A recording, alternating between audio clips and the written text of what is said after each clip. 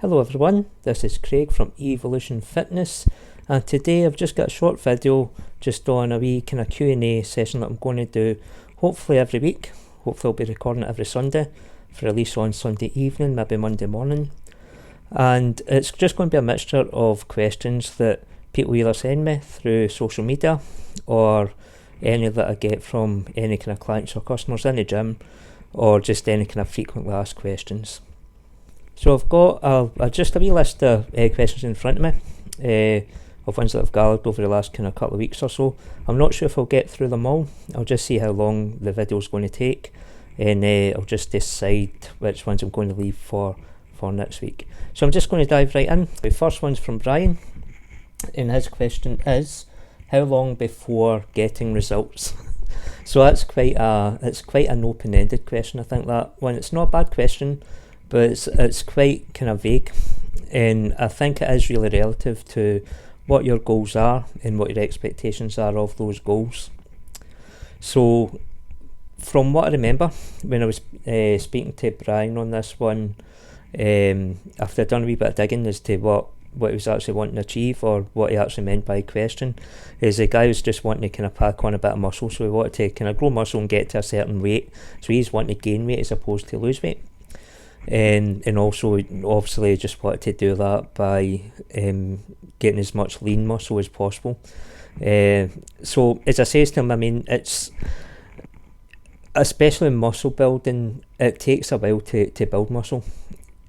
I mean, even if you're doing all the right things, if you're training your 5 to 6 times a week, weight training 5 to 6 times a week, and also if your nutrition's on point, things like that, it can still take a wee while.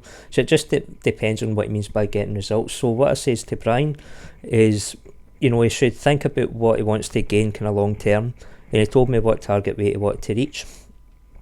And I says, well, break that into maybe 4 to 6 weekly chunks. I says, so, we always kind of advise, if you're like testing not just your weight but your body fat percentage, muscle mass, things like that, to do it every 6 weeks or so, because I think if you do it weekly it can fluctuate too much, like that wee demonstration can fluctuate too much, and you don't get a good picture of what you're doing like over time. So as I says to Brian, if you just kind of break it down into small chunks, so have your long-term goal.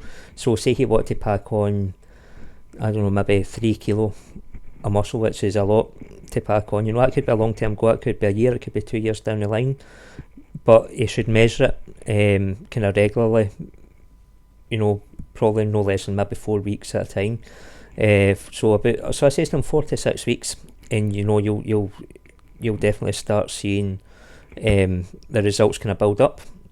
It'll be like 0.5, 0.6 a kilo maybe each time. You might put on 1-2 kilo, you never know. It just depends how his body reacts to the training. I mean, he might find that, when he's building muscle, he could put on 1 or 2 kilo in about 6 weeks, but then it'll maybe plateau.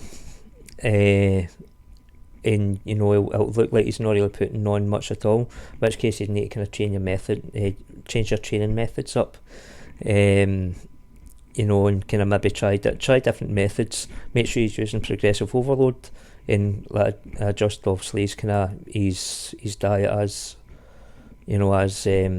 as required. So if your goal was to kind of lose weight, you might find like you can lose weight a wee bit kind of easier than what you can trying to build muscle. If you're going from a totally sedentary lifestyle and kind of eating like as much as you want kind of day in day out, you might find you see results kind of relatively quickly. A lot of people can lose like 6-8 pounds in the first week, maybe 4 to 6 in the second week, and then it'll start to plateau a wee bit. But as long as you consistently lose at least kind of 2 pounds of body fat a week over time, just think that 6 weeks losing £2 a week, you're talking about 12 pounds in 6 weeks. So I always say, it's best just to kind of break it down into chunks, so that you're not kind of you know, you're kind of meeting your expectation kind of thing. So if your expectation, like I says, like Brian wants to, if he wants to pile on 3-4 kilo, whatever it was, he said he wanted to put on, if he expects to do that in a couple of weeks, you know, it's unlikely he'll be able to, do that. And then he might think, oh, I'm not seeing results, I'm going to give up, or I'm going to do something else. You know, you need to have your long-term goal, maybe mid-term goals, and obviously kind of your short-term goals as well. Okay, so that was question 1. Okay, so question 2. So how do I get rid of belly fat or bingo wings? Okay, so that's one of the kind of frequently asked questions that I get quite regularly. And the answer is always the same, is that there's no specific exercise you can do to get rid of belly fat or your bingo wings. Bingo wings, in case you're not sure, is just this wee kind of flabby bit underneath here. So all you can do really is kind of just make sure you stay in a calorie deficit every day. You know, you might find that the fat might come off your face first, might come off your bum first, and then know that if you want to see it come off your belly, it might be the last place you actually see any kind of noticeable differences. But it's all you need to do is be patient. You know, you just want to make sure that you keep losing body fat, and then eventually see it coming off the places that you want to see it coming off. So you know, I mean, you can target areas when it comes to muscle gain. So a lot of people, if they want to get rid of their bingo wings, you know, they'll do loads of tricep push downs, they'll do skull crushers, tricep dips, things like that. But I mean, at the end of the day, it's the same way as like kind of people that are trying to get abs as well, or visible abs, doing loads of sit-ups, loads of ab exercises. You're not going to see your abs or your tricep muscle definition if you've got a layer of fat in front of them. So it doesn't matter what you see on YouTube. You know, you'll be a lot of people saying, do these exercises to burn belly fat fast and stuff. It's all marketing. They're trying to sell you something. You know, technically, you know, yeah, you'll burn belly fat, but you will kind of burn fat elsewhere as well doing any sort of exercises. Any exercise you do, you're burning calories. Your burn rate's a bit quicker, so you're going to lose weight a wee bit faster. But again, nothing will target your belly fat, nothing will target your bingo wings.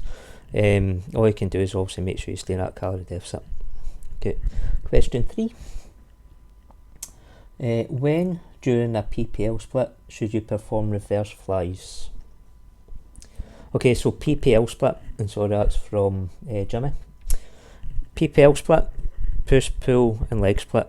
So this is in relation to kind of weight training or resistance training. So push, pull, legs. So with your push exercises, you're working your chest, your shoulders and your triceps. Pull, you're working back and biceps. And legs, you're just working your kind of whole kind of leg muscle group. So what was he asking? So he's asking when you should perform reverse flies.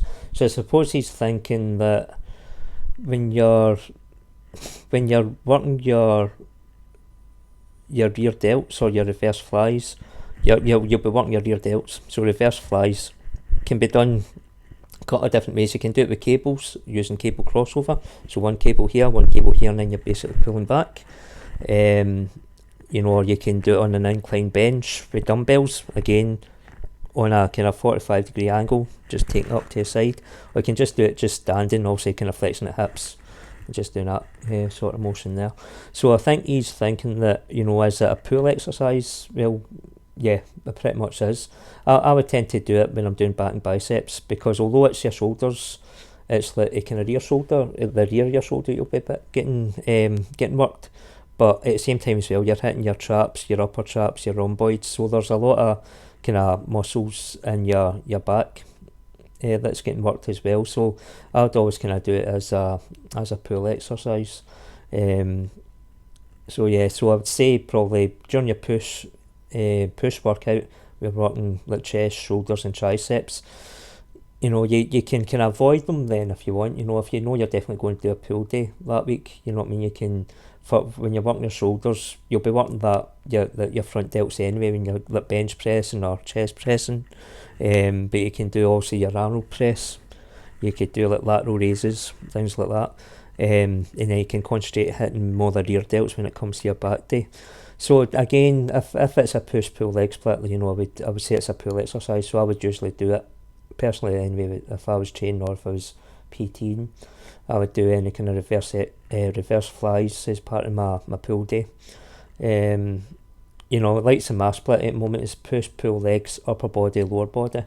So when I'm doing push, I do pull, I do legs, and then upper body, I just go, that's towards the end of the week, I'll maybe go a wee bit light, I'm just trying to get the reps in. You know, in that case, I'm working full upper body anyway, so if I don't even do like reverse flies during my pull day, I'll probably like lump them in when I'm doing like my full upper body.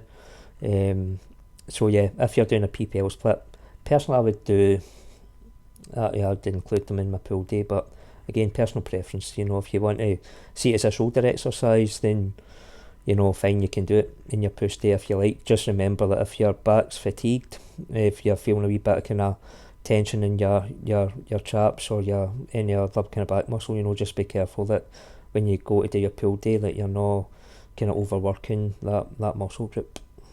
Okay, so question 4. I think I'll make this the last one, because I think you know, we're getting on a wee bit. Okay, so question 4. Can the weather affect your resting heart rate? Mine's usually in the 50s. Now it's jumped to around 66 since the start of summer. And that's from Nicole. So yeah, in short, yeah, the weather can affect the resting heart rate. In the summer, when it's a lot warmer, what happens is your body wants to prevent itself from overheating. So, you know, when you're hot, your body's going to try and get you into a state that's more comfortable, more bearable. It's going to try and prevent itself from overheating. So to do that, you do burn more calories. Basically, anything that your body does to obviously kind of regulate kind of body temperature. You know, you'll find even if your body's trying to fight illness or cold or something, your resting heart rate will tend to be a wee bit higher as well. So anything that your body's doing to counteract an effect will burn more calories, and also with that your heart rate will be elevated. So for your body to work an extra bit harder, your heart and your lungs need to work a wee bit harder as well. So yeah, if it's a wee bit too warm, then yeah, your resting heart rate will increase a wee bit. Okay, so I think I'll leave that there. I've got another couple of questions I can go over it, so maybe I'll leave to next week, or if I get a wee bit of time during the week, I'll maybe record something then. Okay, so in the meantime, I'd really appreciate if you subscribe to the channel, subscribe to the channel, and you can also follow me on all my other kind of social media. I've kind of relaunched my Instagram a wee bit, just to make sure I'm going to post a wee bit more regularly throughout the day. So my Instagram, my new username for Instagram is evofit_PT. You can also follow me on Facebook, which is the same as my YouTube channel. It's Evolution Fitness and Athletics. I'm on Twitter now as well, and that's, I need to remind myself of that, that's Evofit79, and I'm also on Twitter, EvolutionFitN16. So if you can just follow them on my social media, again, it'll be kind of beneficial to yourselves as well, because, you know, I'm posting kind of daily on there, and a lot of it is very kind of information based, and hopefully kind of help you with any goals or motivations you may have. Okay, so thanks very much for watching. Take care and speak soon.